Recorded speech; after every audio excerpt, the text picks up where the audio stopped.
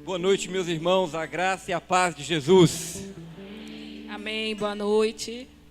Essa é a minha amada de Cleide. Meus irmãos, nós estamos muito felizes, nós estamos nesse momento, nesta noite, abrindo a nossa conferência da família. E que bom que você está aqui para participar. Sei que Deus reservou dias especiais para mim, para você, para as nossas famílias. Amém? Quero convidar a igreja que fique de pé. E nós vamos fazer a nossa leitura responsiva. Se você tem o seu boletim, recebeu um boletim como esse, ou pode acompanhar no Data Show, penso eu. Vamos fazer a nossa leitura responsiva, Josué capítulo 24, 14 a 18, 22 a 24. O dirigente lê a parte dele e a congregação faz a sua. Vamos lá, diz assim a palavra do Senhor: agora, pois, temei ao Senhor e servi-o com sinceridade e com verdade, e deitai fora os deuses aos quais serviram os vossos pais além do rio e no Egito, e servi ao Senhor.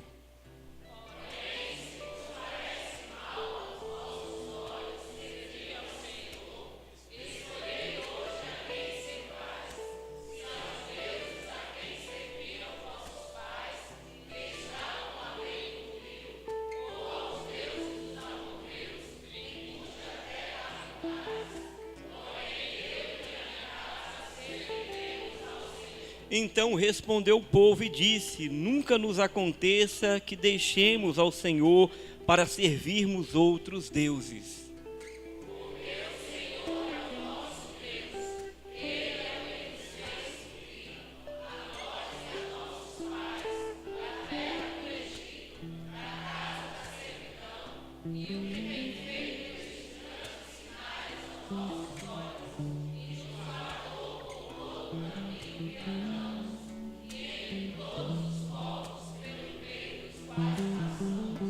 E o Senhor expulsou de diante de nós todos os povos, todos esses povos, até o amorreu, morador da terra. Também nós serviremos ao Senhor, porquanto é o nosso Deus.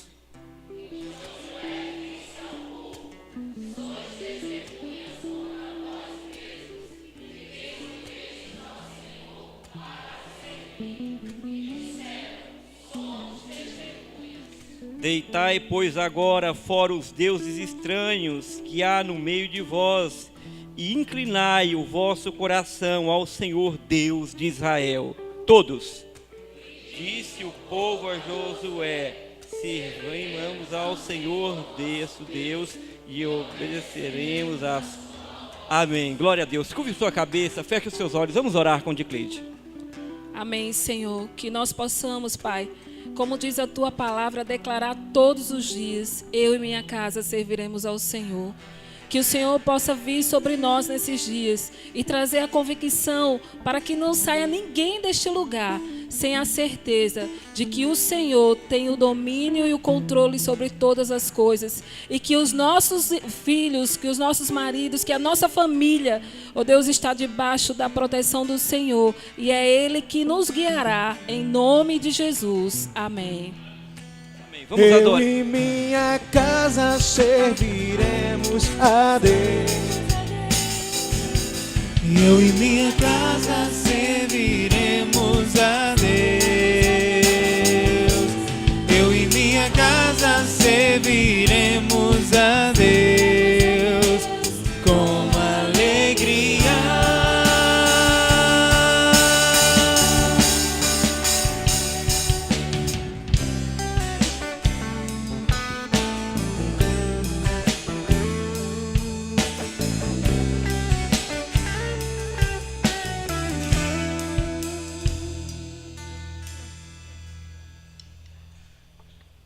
Nós vamos cantar aqui como o nosso Deus, Ele é grande, todo-poderoso. Se é Ele que nós sabemos e reconhecemos que Ele é quem sustenta os nossos lares, nós louvamos a um Deus todo-poderoso, a um Deus que é grande, que tem cuidado de nós.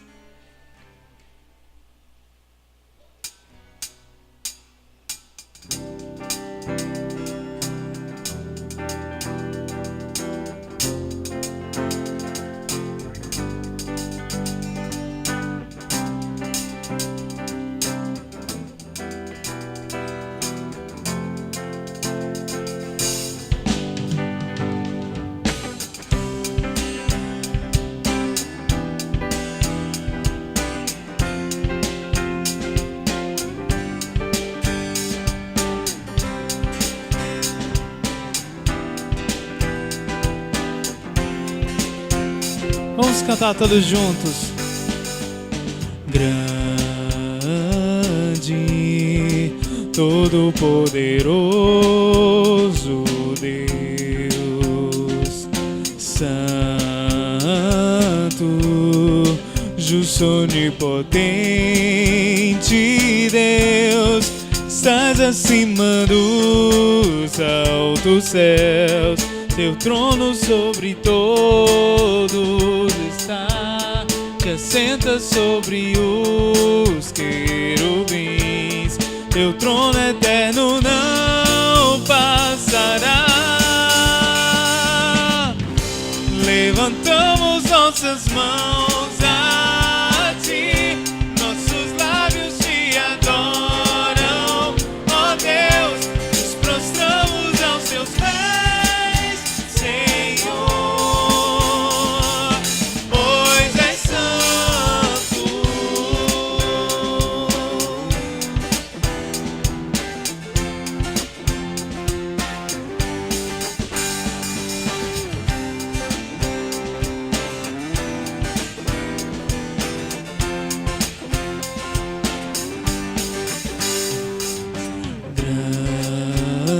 Grande, todo-poderoso Deus, Santo, justo, onipotente Deus, estás acima dos altos céus, teu nome sobre todos está, te assentas sobre os querubins, teu trono eterno não passará. Levantamos nossas mãos a ti, nossos lábios te adoram, ó Deus, nos prostramos aos teus pés, Senhor, pois és santo.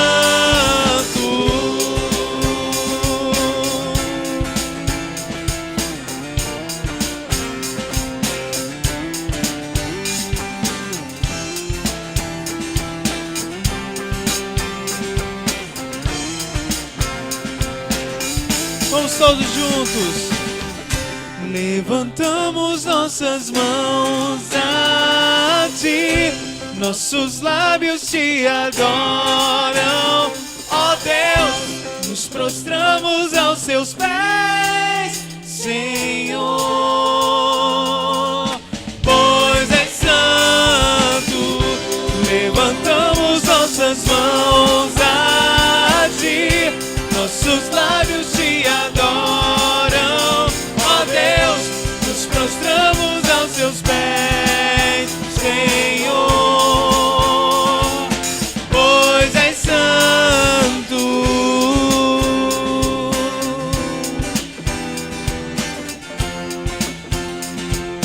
Pois és santo.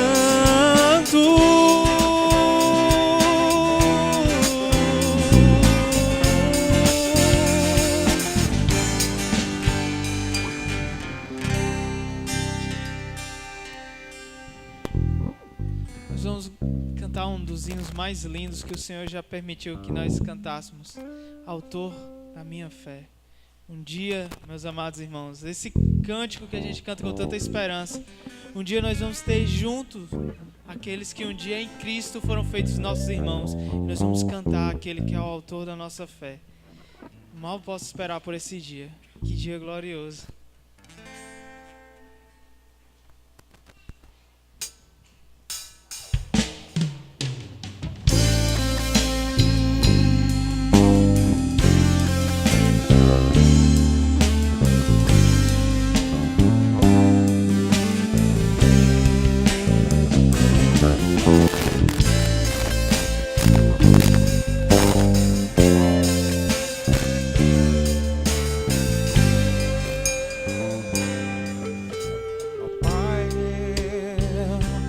Queria tanto ver o meu Senhor descer, vindo me encontrar.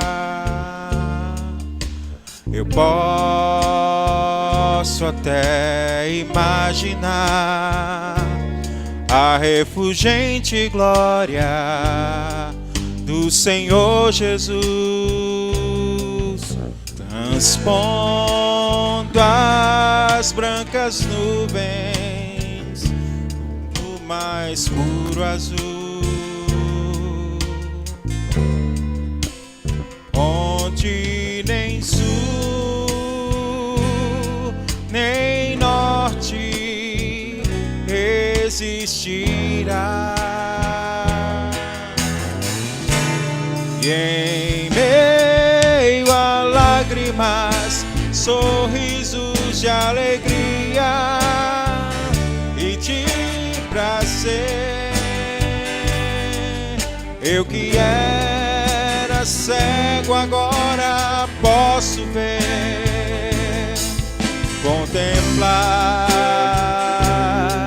contemplar, enfim. Por isso eu canto glória, glória, glória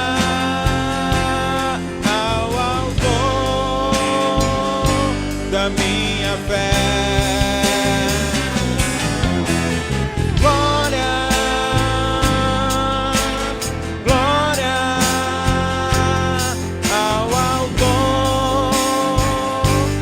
Minha fé.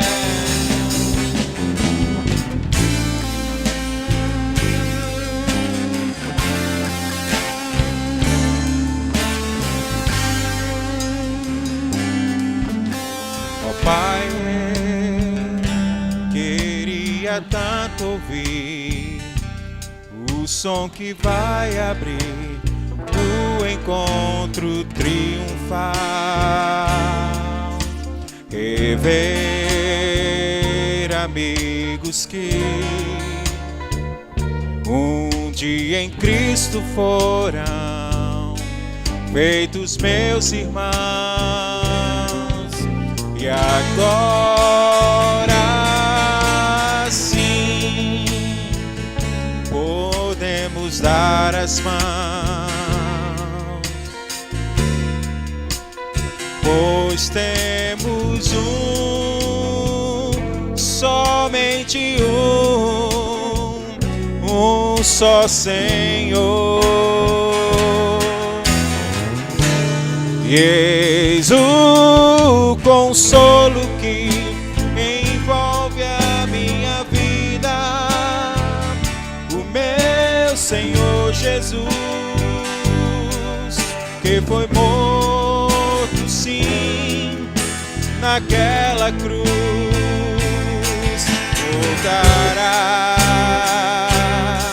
voltará, enfim. Por isso eu canto glória, cantemos glória, glória, glória ao autor da minha fé.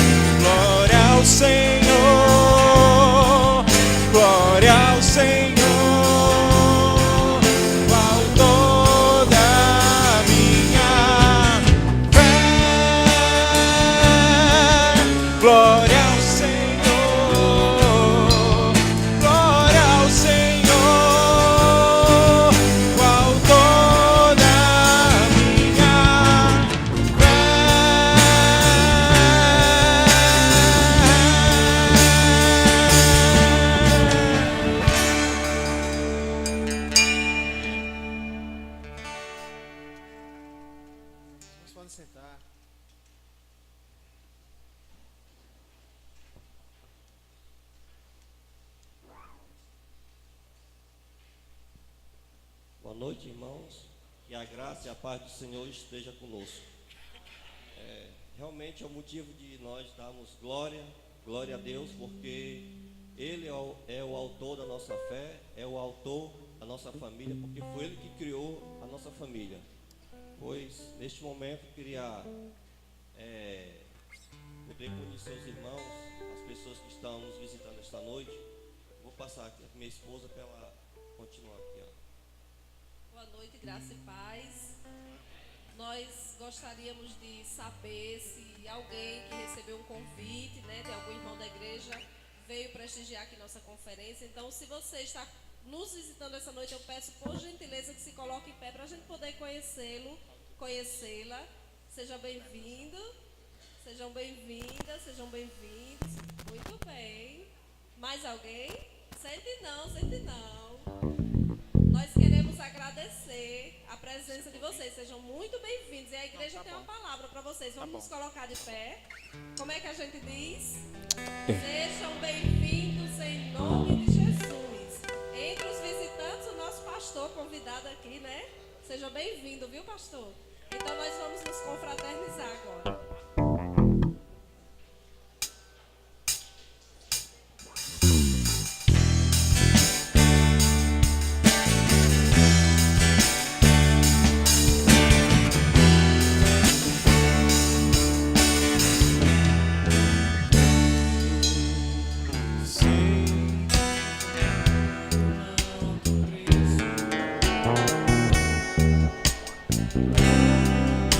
Se eu fosse o meu irmão,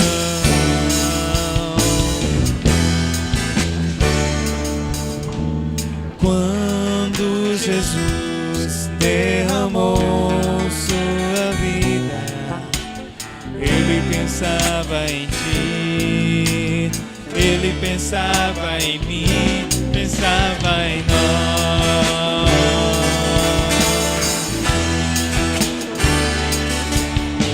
Sei que foi pago um alto preço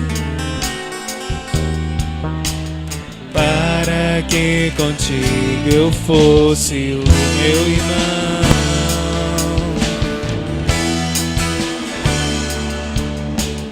Quando Jesus derramou sua vida, Ele pensava em ti, Ele pensava em mim, pensava em nós.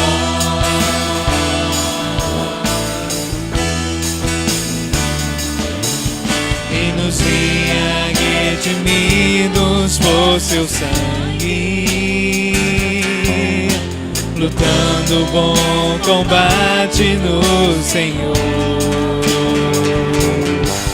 Lado a lado, trabalhando, sua igreja edificando e rompendo as barreiras pelo amor.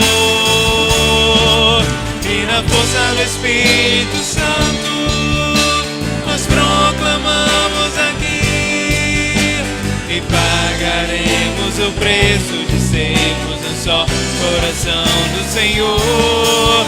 E por mais que as trevas militem e nos sentem separar, com nossos olhos em Cristo, unidos iremos andar.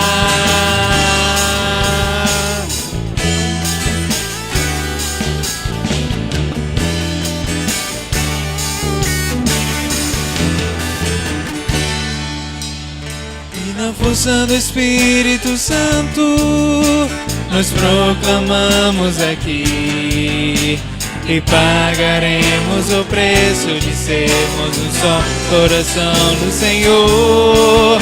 E por mais que as trevas militem e nos tentem separar, com nossos olhos em Cristo, unidos iremos andar.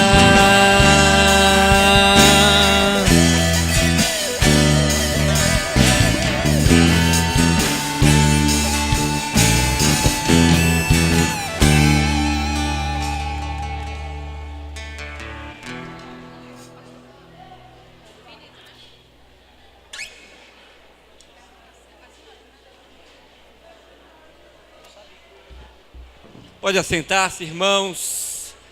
Dando prosseguimento à nossa programação, nós temos aqui um convite, uma apresentação para a glória do Senhor. Vamos convidar o coral Pérolas do Senhor para trazer, né, um louvor agora.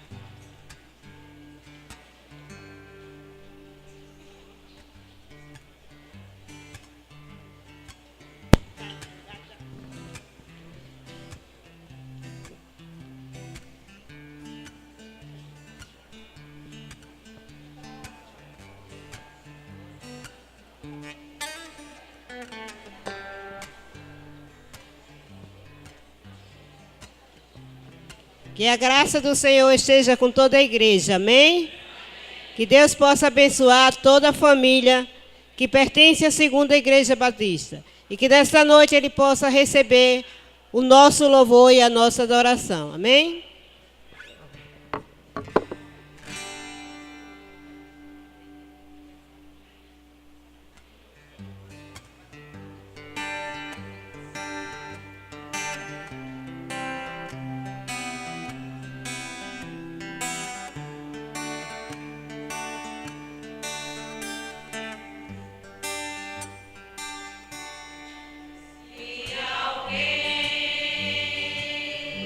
Está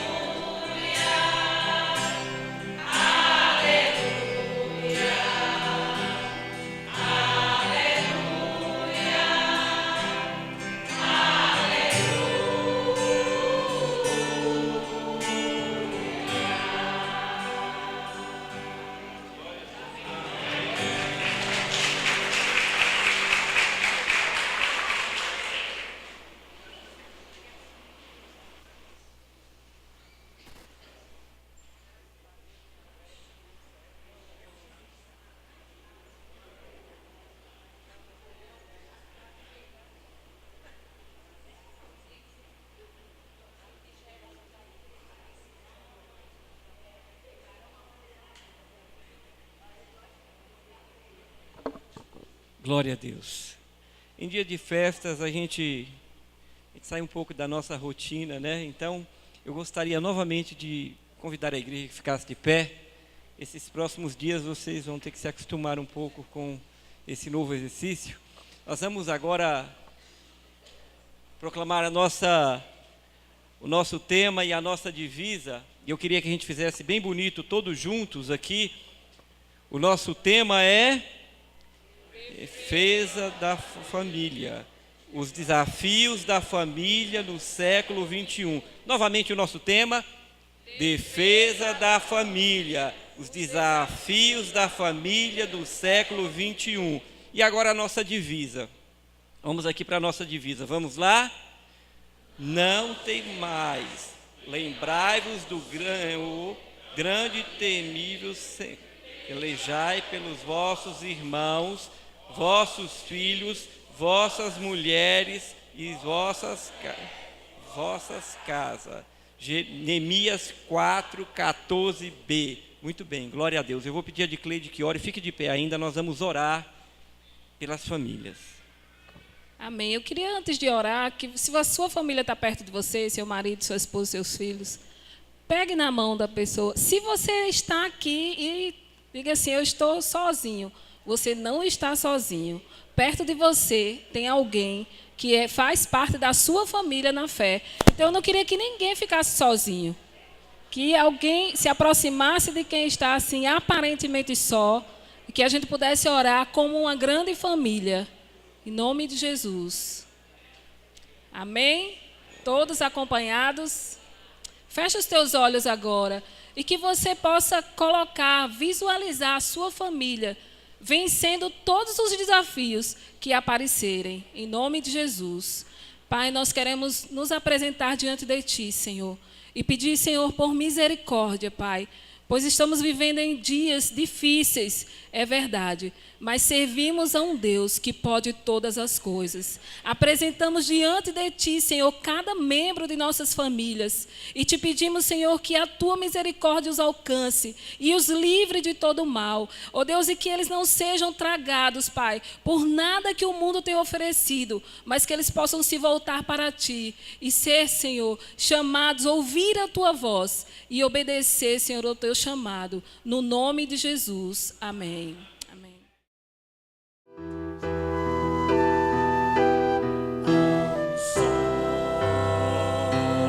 Há um só Senhor e Rei, grande em esplendor, poder, majestade, amor. Há um só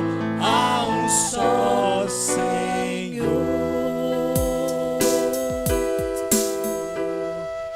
A Ele a glória, a Ele a glória,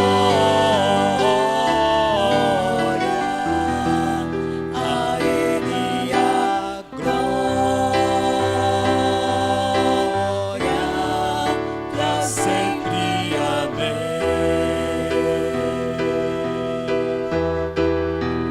A Ele a glória,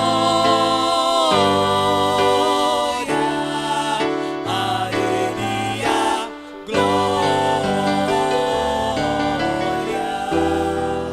a Ele a glória, pra sempre. Amém.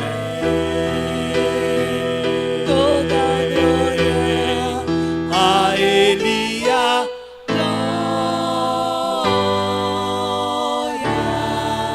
a Ele a glória, a Ele a glória, pra sempre. Amém. Vamos louvar? Santo, Santo é o Senhor Deus poderoso.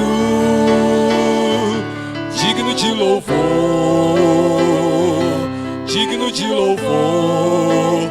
Tu és santo, santo é o Senhor Deus poderoso, digno de louvor, digno de louvor. Amém.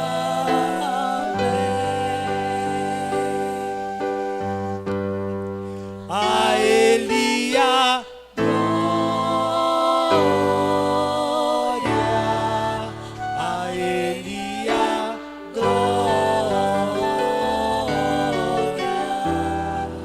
a Ele a glória, para sempre. Amém.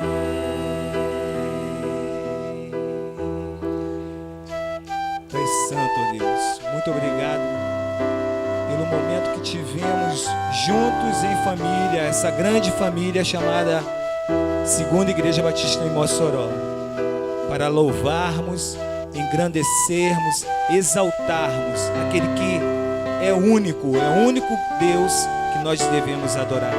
Muito obrigado, ó Deus. Muito obrigado.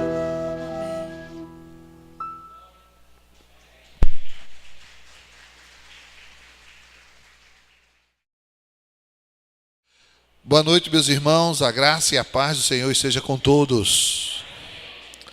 Meus queridos, é com muita satisfação que nós temos em nosso meio, como conferencista, o pastor Roberto Amorim. O pastor Roberto Amorim é pastor da Igreja Batista no Farol, quase no centro da cidade de Maceió, uma igreja pujante, uma igreja missionária. E ele está pastoreando aquela igreja há 18 anos. Há 18 anos.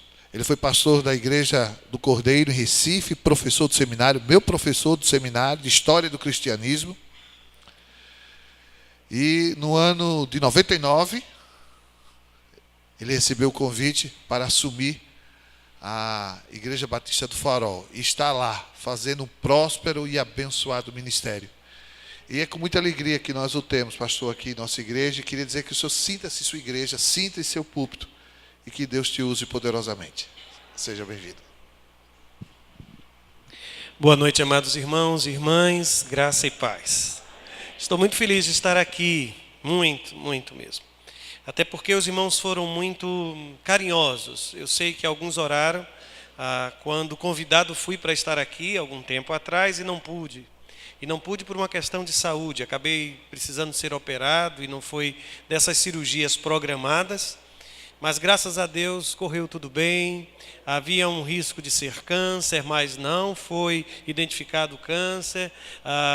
E a vida continuou. Graças a Deus estou bem. Aliás, o pastor Alanar desejou até carregar as minhas malas quando chegou e disse, não, mas o irmão é operado. Já foi, meu irmão. Estou bem, estou em paz, estou em graça de Deus sobre a minha vida. Durante esses dias nós vamos falar sobre família, sim. E dentro dessa perspectiva de assumir um papel como homem, mulher, como marido, mulher, como filhos, como pais, como mães, nós precisamos enfrentar aquele que tem sido, quem sabe, um dos tempos mais difíceis para educar filhos, para manter um relacionamento harmônico entre marido e mulher, para viver e viver feliz. Eu continuo acreditando na felicidade como propósito de Deus para a vida da família. Eu vou fazer o seguinte, eu vou usar meu óculos, você consegue ver meu óculos daí? Se eu fizer assim?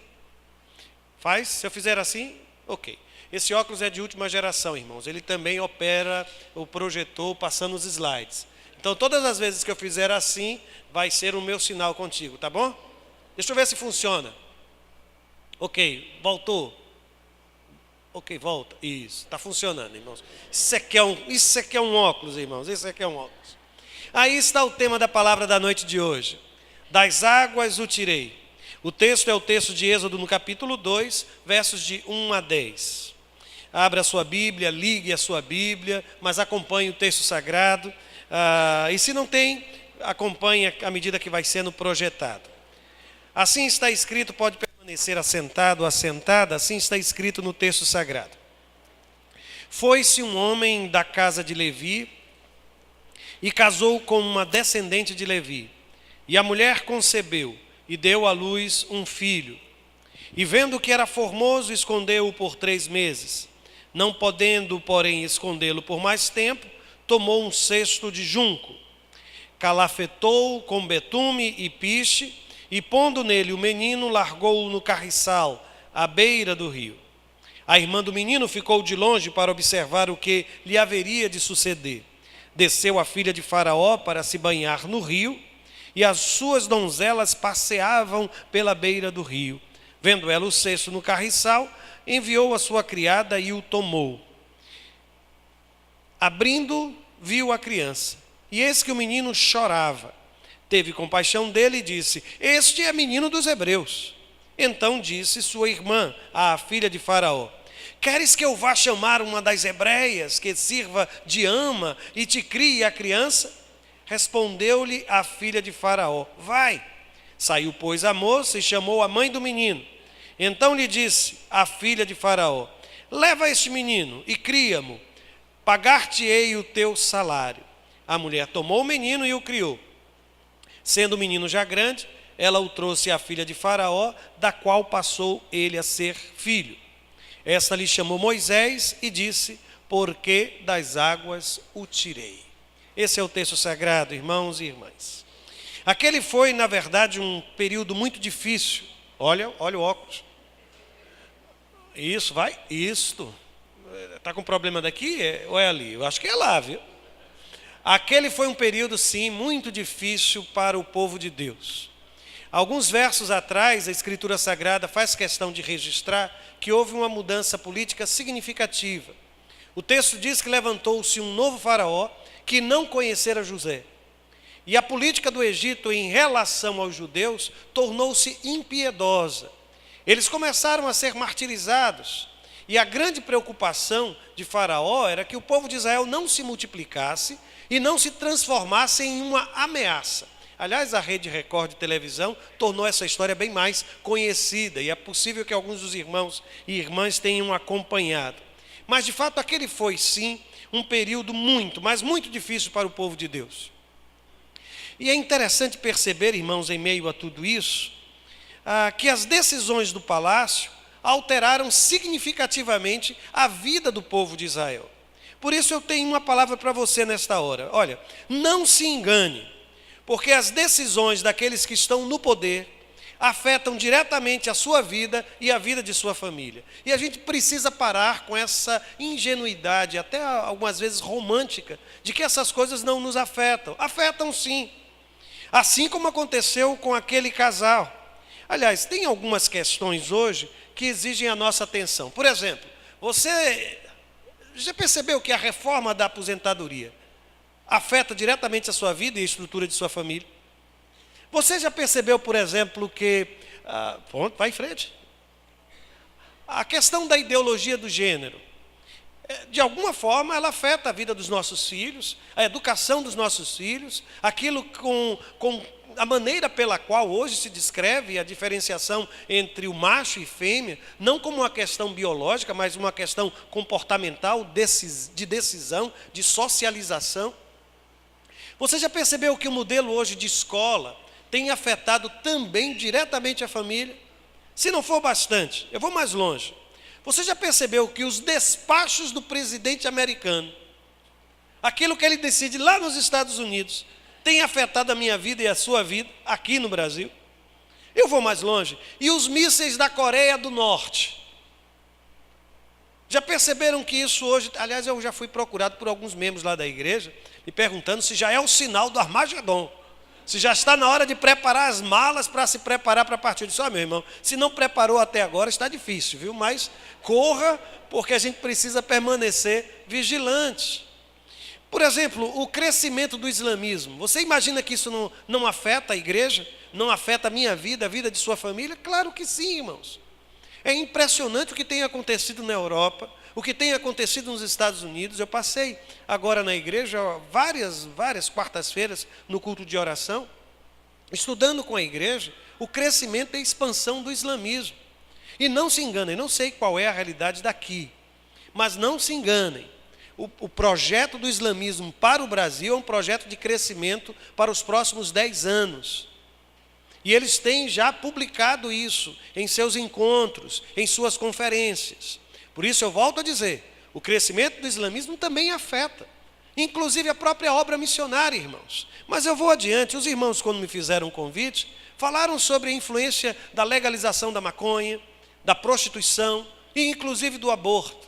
Ninguém se engane, as decisões do palácio, assim como aconteceu no tempo de Israel, afetam diretamente a vida da família. O que dizer, por exemplo, da pornografia? O que dizer, por exemplo, da violência, seja na televisão, seja na internet? E tem crescido hoje uma forma de adultério que alguns fazem questão de dizer que não estão absolutamente em pecado, porque não é real, é virtual, porque não houve toque, não houve abraço, não houve beijo. Como pastor, eu tenho acompanhado, inclusive jovens que se tornaram dependentes da prostituição virtual. E uma vez casados, não conseguem ser fiéis à sua esposa. E eu estou falando que isso é adultério, sim. E eu fico muito confortável para dizer isso, porque foi Jesus quem disse que basta olhar e desejar no coração. É ali, no desejo, que começa o adultério. O que dizer, por exemplo, da erotização da criança e do incentivo ao sexo ainda na adolescência? Os textos que hoje são usados em escola, meu Deus, onde é que nós vamos parar com isso? Meninos e meninas ainda pequeninos, sendo estimulados a dançar de uma forma extremamente sensual, como se isso fosse normal. É este o momento que estamos vivendo, irmãos. E é por isso que eu volto a dizer, é preciso ter cuidado. Nós não podemos nos enganar. As decisões daqueles que estão no poder afetam, sim, diretamente a minha vida, a sua vida, a vida de nossa família. O exemplo clássico disso está no texto sagrado. Lá no capítulo 2, quando nós lemos, a Bíblia vai dizer assim, olha, foi-se um homem da casa, olha que coisa linda esse texto. Foi-se um homem da casa de Levi e casou com uma descendente de Levi. Casaram dentro da própria tribo, não foi, irmãos? Aí o texto prossegue. E a mulher concebeu e deu à luz a um filho. A vontade que eu tenho é escrever ali depois. E viveram felizes para sempre. Mas as coisas não aconteceram desse jeito. De repente, os planos daqueles dois foi completamente alterado, abalado pela decisão do palácio. Alguns momentos em nossa vida, há quem se apresente como se fosse o faraó. E eu não estou falando simplesmente do presidente da República, eu não estou falando do governo do estado, eu não estou falando do prefeito da cidade. Eu estou falando de toda e qualquer figura de autoridade, que muitas vezes, numa decisão insana, acaba atropelando e atrapalhando os seus planos.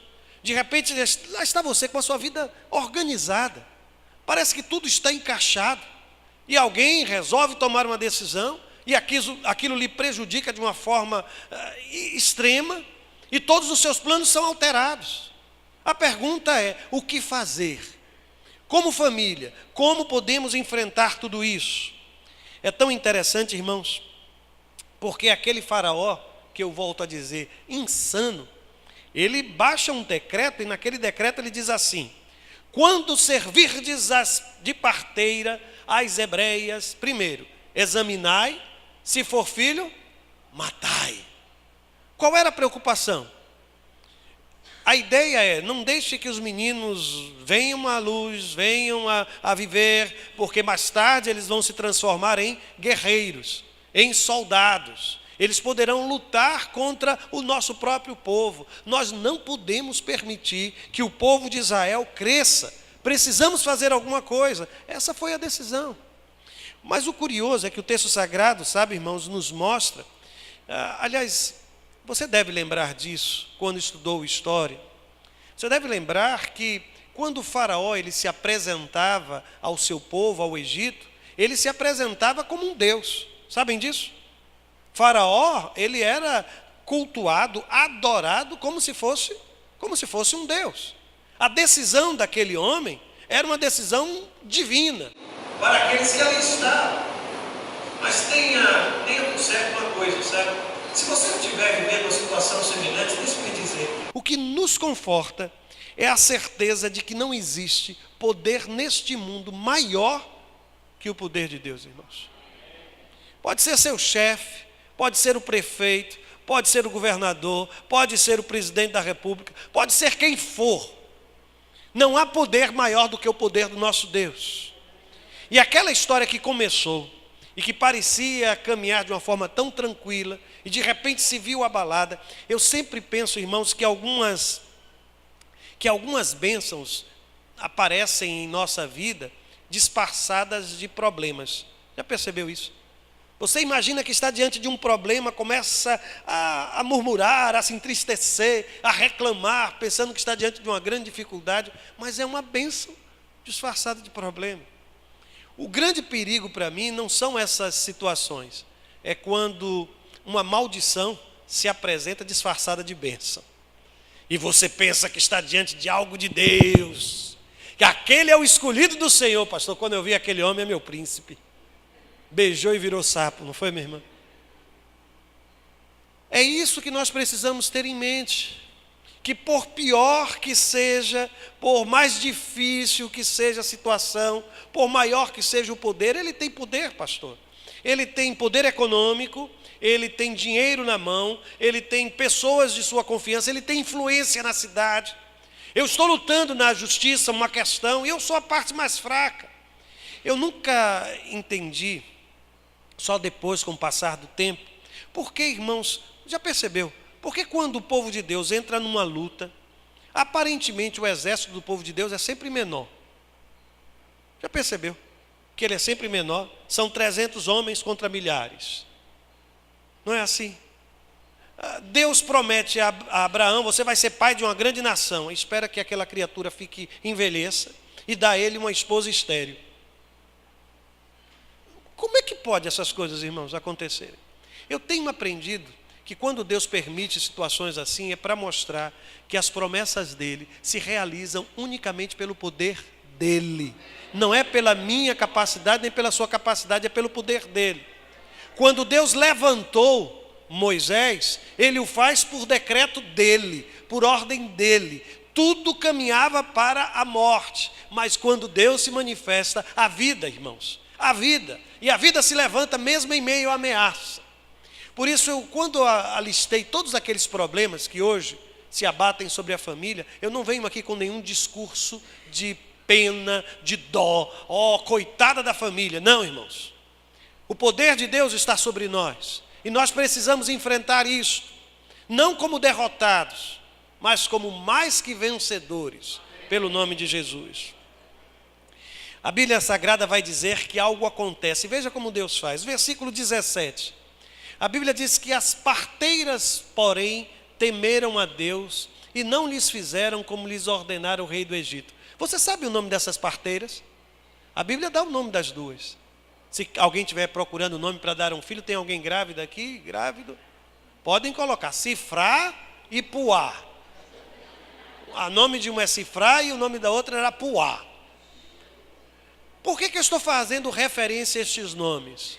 Porque a menção de nomes ou dos nomes de alguns personagens bíblicos, às vezes é raro. Por acaso você sabe o nome da viúva de Sarepta? Eu não sei. Você sabe o nome do menino que entregou os 5 pães e 2 peixes? Também eu não sei. Mas essas duas parteiras têm o seu nome registrado, irmãos. Elas são honradas, porque aqui elas fazem algo que eu e você precisamos fazer. Pergunta de teologia, viu? O que elas fazem aqui, irmãos? Um processo de desdivinização, dessacralização. O que elas estão fazendo? Consegue pensar? Eu fiz o destaque. Em cima tem que palavra? Em vermelho. E embaixo? O que elas fizeram? Deus. Então, e veja o que o texto está dizendo. O rei do Egito não é Deus. O rei do Egito não é Deus. E elas estão aqui se arriscando, irmãos. Elas poderiam ser mortas. Elas poderiam ser mortas, destruídas. mas elas fizeram uma diferença básica na vida.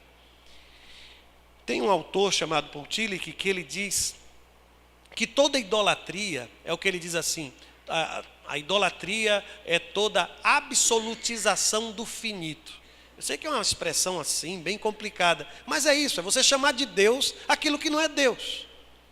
É quando você trata como se fosse Deus o seu dinheiro. Deixa eu lhe dizer, dinheiro é só dinheiro. É quando você se trata a figura amada como se fosse um Deus na sua vida.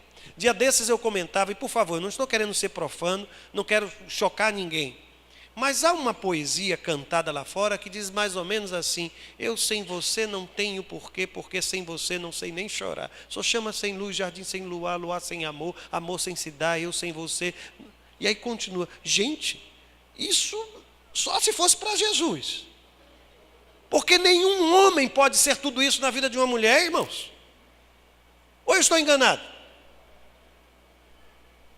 Nenhum homem, nenhuma mulher pode ser assim. Eu sem o outro, eu vivo, irmãos. Só não vivo sem quem? Sem Deus. E ninguém pode ocupar esse lugar. Nem filho, escute bem. Nem filho, nem filha, nem mulher, nem marido, nem emprego, nem carro, nem casa. Somente Deus. É por isso que às vezes a gente vê algumas pessoas apaixonadas. Pastor, acabou.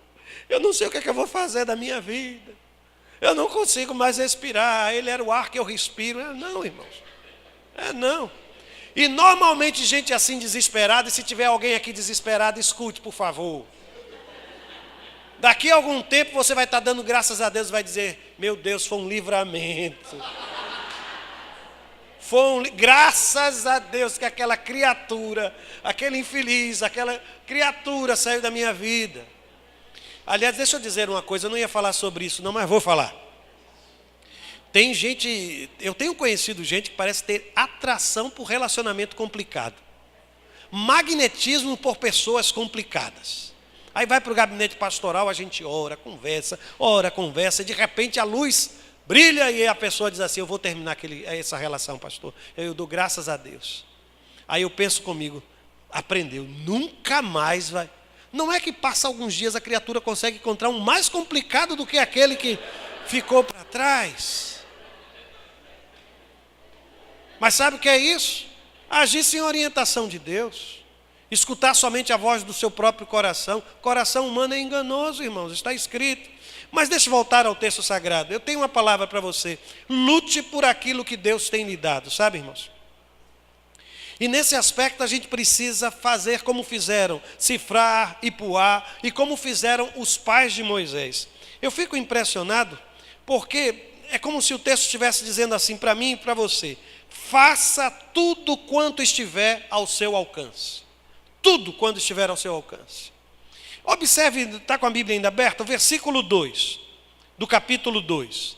A Bíblia diz assim: e vendo que era formoso, escondeu-o por 3 meses. Você já imaginou o que é esconder uma criança por 3 meses?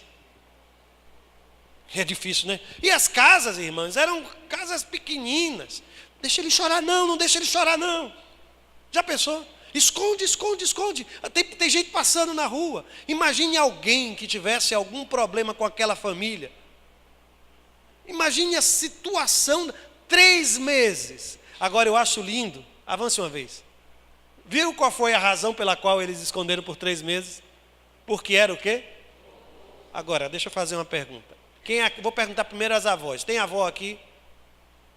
Tá, ok. Quando o seu neto nasceu, você achou ele formoso? Aquela criatura parece ter cara de joelho, não é, irmãos? Parece um joelhinho. Cheiroso, mas é um joelhinho. E todo pai e toda mãe acha o seu filho o quê?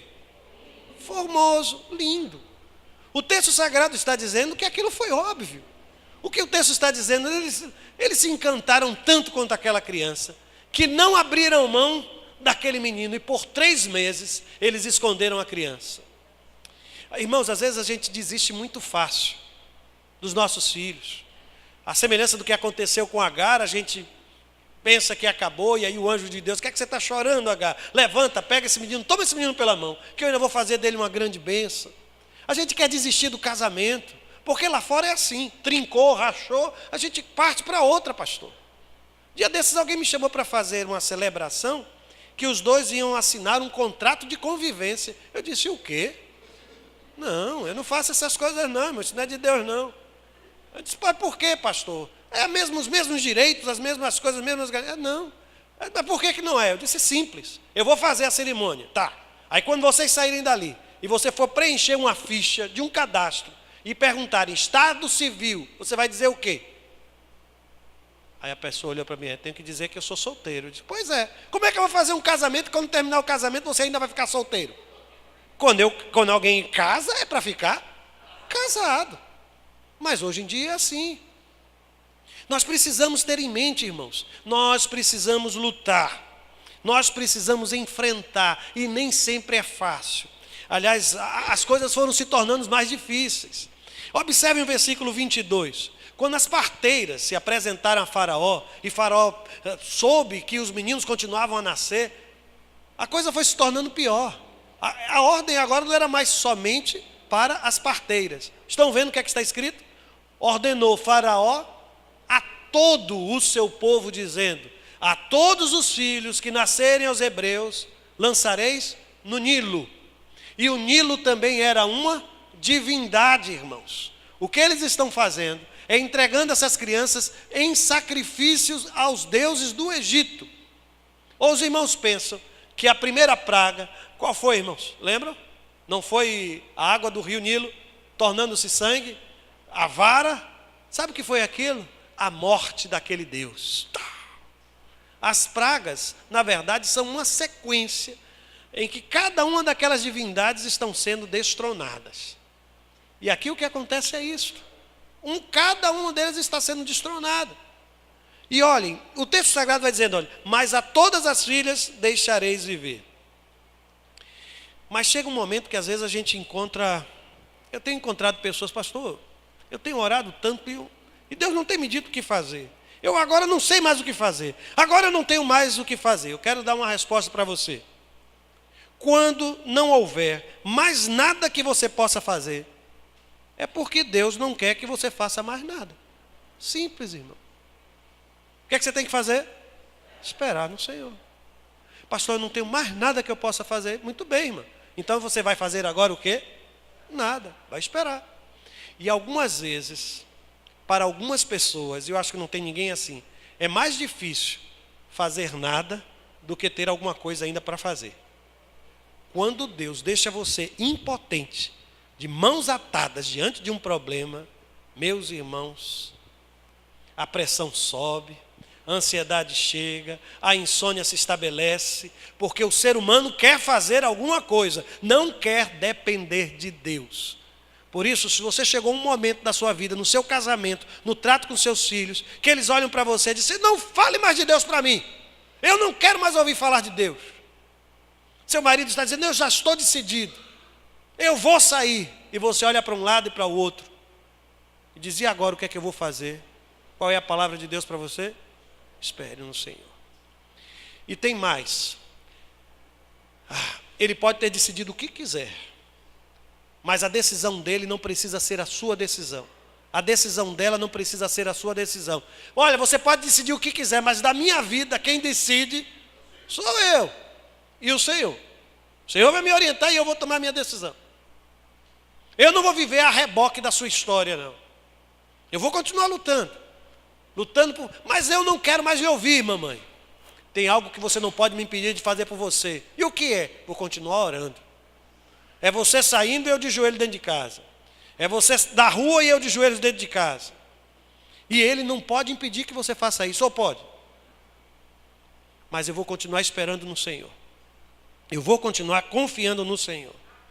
Mas aí vem aquele limite, não é, irmãos? Aí a Bíblia diz assim, não podendo, porém, escondê-lo por mais tempo, que momento difícil. Aí a Bíblia diz, e veja, irmãos, como o texto sagrado vai fazendo quadro a quadro, parece slow motion, né? Parece assim, câmera lenta, veja. Tomou um cesto de junco, calafetou com betume e piche, e pondo nele o menino. E, gente, tinha tampa, porque a Bíblia diz que a filha de Faraó abriu a tampinha. Você já imaginou o coração daquela mulher? fazendo tudo isso. Aí a Bíblia diz que largou no carriçal, à beira do rio, e a irmã do menino ficou onde, irmãos? Aqui está o momento difícil. É quando você precisa ficar de longe, observando. Está vivendo esse tempo, minha irmã?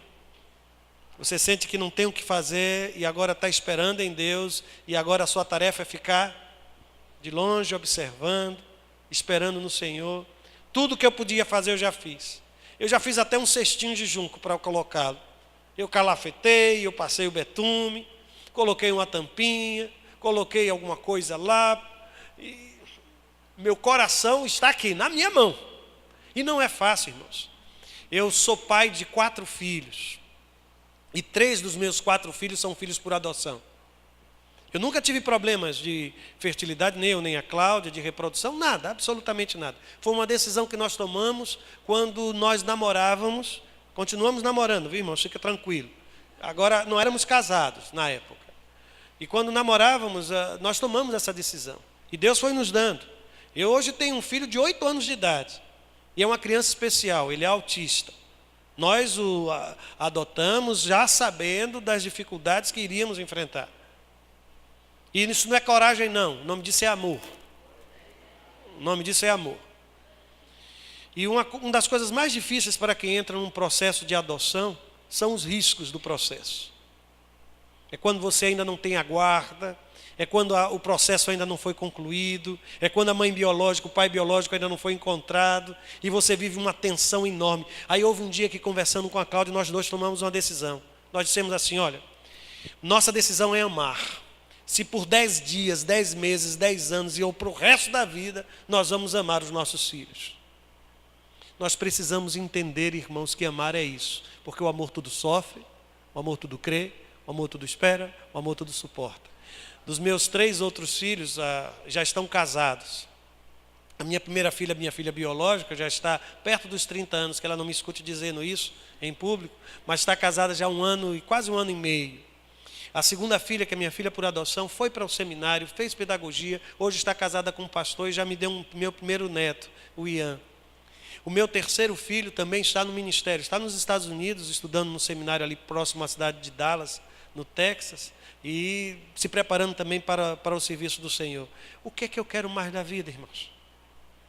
O que é que eu quero mais da vida, irmãos? Mas deixa eu voltar para cá, eu posso dizer mais coisas depois, e se alguém quiser conversar comigo sobre essa questão de adoção, estou à disposição, viu? Não sei porque eu estou dizendo isso, mas Deus sabe. Algumas observações eu quero fazer. Primeiro, não importa o discurso de Faraó. Você já aprendeu e eu também já aprendi. Ele não é Deus. Segundo, você vai precisar escolher em algum momento entre o temor a Deus e obedecer às ordens do rei. Você vai viver o seu momento de cifrar e puar. E eu quero ver o que é que você vai fazer. Terceiro, Deus honra a fidelidade dos seus servos. Por que é que eu estou dizendo isso? Lembra de cifrar e puar? Veja o que é que a Bíblia vai dizer no versículo 21. E porque as parteiras temeram a Deus, Ele lhes constituiu família. Não é que elas eram já de idade avançada e Deus concedeu um noivo, um anúncio. Não. Provavelmente, ou elas eram egípcias, que há uma discussão se elas eram egípcias ou se eram judias. Na tradução do texto, se eram parteiras dos judeus ou se eram parteiras judias. Mas uma coisa é fato, ainda que elas fossem judias ou não, lidar com o sangue, lidar com o parto, tornava a mulher o quê? Considerada como imunda. E por isso, o casamento ia se tornando uma coisa ainda mais difícil, pelo exercício da própria função de parteira. Mas quando alguém serve a Deus, irmãos, Deus honra. Seu marido pode estar chegando, viu, minha irmã? Seu marido pode estar chegando, pode estar mais perto do que você está pensando. Avance mais uma vez. Agora, observem aqui, eu vou tentar avançar um pouco mais rápido, mas observe a história do ponto de vista de Deus. Porque quando eu leio essa história, veja o que é que eu observo. Que Deus transforma aquilo que pensamos ser imutável. Deus move aquilo que nos parece inamovível. E liberta-nos dos problemas que não parecem ter solução. Essa não é a história de Moisés? Observe se não é assim. Primeiro, 3 exemplos do poder de Deus e desse poder transformador de Deus. Primeiro, o Nilo, que deveria ser um lugar de morte, transformou-se em quê? Em um lugar de vida. O texto sagrado vai dizer no versículo 22, a todos os filhos que nascerem aos hebreus, lançareis no Nilo. E Deus, às vezes, irmãos, me desculpe a expressão, mas Deus tem um bom humor muito grande, sabe, irmãos? Uma graça de Deus, eu acho que é uma coisa maravilhosa. Porque quem é que Deus usa para quebrar o decreto do faraó? A filha dele. Aí veja o que ela vai dizer. Essa lhe chamou Moisés e disse, por que das águas o tirei? O pai queria colocar o menino dentro da água, e a filha dele é quem vai. Sabe por quê? Porque Deus tem o controle de tudo, irmãos. Deus tem o controle de tudo. Outra observação.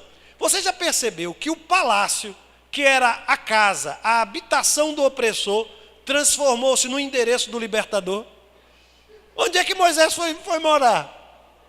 No palácio. Quem é que comprava? Quem é que pagava, irmãos? Quem é que pagava a escola, os tênis de Moisés, os brinquedos de Moisés? Quem foi que instituiu o primeiro Bolsa Família?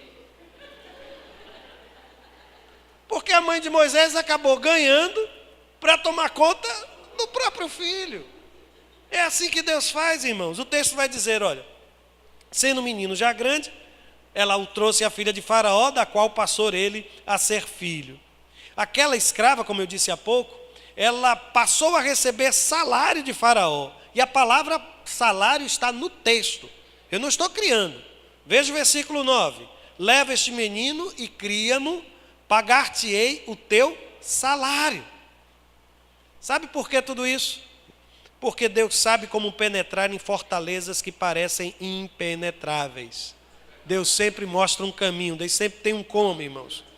E deixa eu fazer o seguinte, olhe só como Deus trabalhou com o coração da filha do faraó. Avance uma vez. Pode avançar. Isso. A filha de Faraó desce para tomar banho. Veja a cena, o cenário é esse. Avance uma outra vez. Aí quando ela abre aquele cestinho, aí um anjo deve ter feito alguma coisa naquele nenê, e o nenê faz o quê? Chora, só isso. Só precisou o quê? O choro do nenê. Aí o texto sagrado diz que ela acaba tendo compaixão. E ela sabe o que está fazendo. Ela toma uma decisão consciente, porque o texto diz que ela identifica aquele menino como um menino dos judeus, dos hebreus. Por isso, aproveite cada segundo do tempo que Deus lhe tem dado ao lado de quem você ama. Aquela mulher, a mãe de Moisés, por algum tempo o teve nos braços. Mas o projeto de Deus era maior que isso. E houve um momento em que ela precisou abrir mão de alguém a quem tanto amava. Eu há pouco disse que sou pai por adoção. Deixa eu dizer-lhes uma coisa. Lembra-se daquela história de Salomão com aquelas 2 mulheres que entraram disputando a criança? A Escritura Sagrada diz que a verdadeira mãe, ela foi identificada quando, irmãos? Quando ela disse o quê? Dá esse menino a esta mulher, mas eu não quero vê-lo morrer. Algumas vezes o amor nos faz abrir mão do amado. Eu tenho repetido isso para meus filhos, sabe? Porque às vezes uma mãe que entrega o seu filho para ser adotado, é exatamente porque ela não quer vê-lo morrer. E a semelhança do que aconteceu com Salomão, aliás, eu não sei se vocês sabem, mas tem um homem chamado Malbataã, que ele fez uma coletânea de lendas do povo judeu. Aí tem uma das lendas, irmãs, me perdoem, só vou contar, viu? Aí tem uma lenda que diz que, passado algum tempo, naquele mesmo palácio onde estava Salomão, entraram 2 senhoras já de idade. Entrou uma senhora já de idade e 2 homens. E um empurrava aquela senhora para um lado, velha para um lado, outro empurrava para lá, vai para lá, é tua, é minha não, é tua, não é minha não, é tua. E jogava a mulher para um lado, jogava a mulher para o outro. E aí Salomão foi chamado e disseram, o que é que está acontecendo? Eles disseram, estão dizendo que a sogra é dele e outro está dizendo que a sogra é dela. E a gente não sabe como resolver isso. Aí o que é que Salomão fez? Vou fazer a mesma coisa, tragam a espada, que eu vou cortar essa senhora no meio. Quando ele pegou a espada, um dos homens começou a gritar, vai, faz isso, corta ela no meio. Aí Salomão parou, entrega esse é o genro. Ó, irmãos, eu estou contando uma lenda do povo de Israel, viu? Eu estou contando só uma lenda. Vá para aquele slide que diz algumas observações.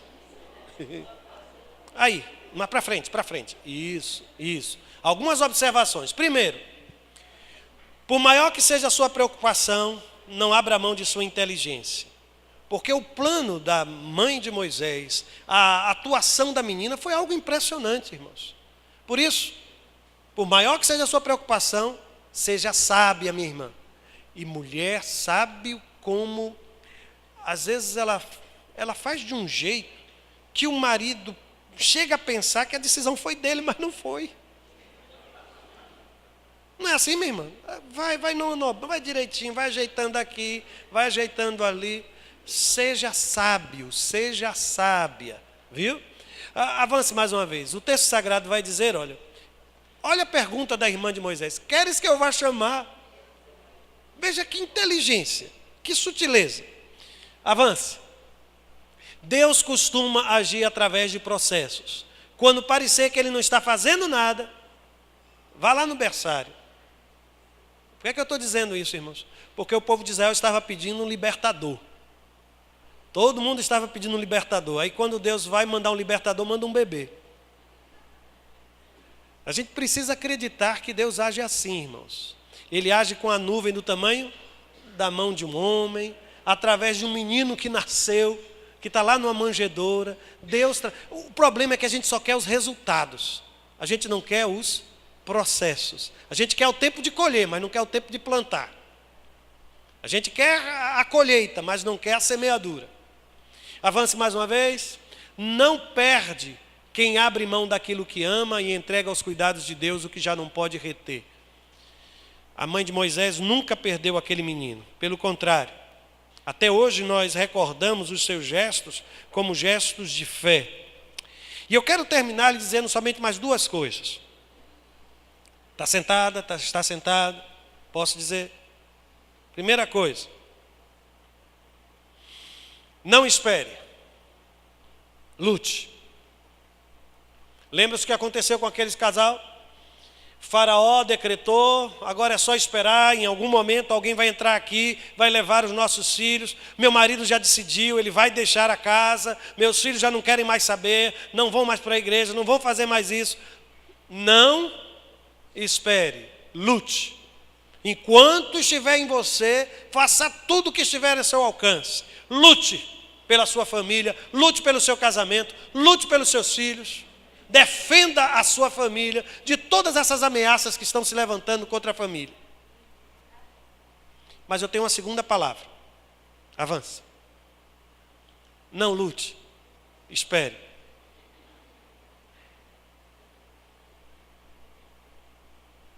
A gente precisa saber, não é, irmãos? Quando lutar e quando esperar. E talvez esse seja o maior segredo para uma vida de paz, uma vida de satisfação, uma vida de alegria. Não precisa, porque você não é o Espírito Santo de Deus para convencê-lo do pecado, da justiça e do juízo. Esse peso não está sobre os seus ombros. Isso é obra do Espírito Santo de Deus. Não precisa imaginar que você vai convencê-lo, que você vai... Não, dependa de Deus. Espere no Senhor.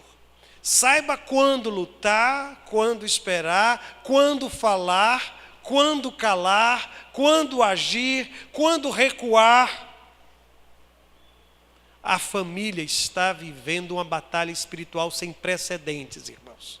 E nós precisamos, como povo de Deus, nós precisamos estar vigilantes. Usando as armas de Deus.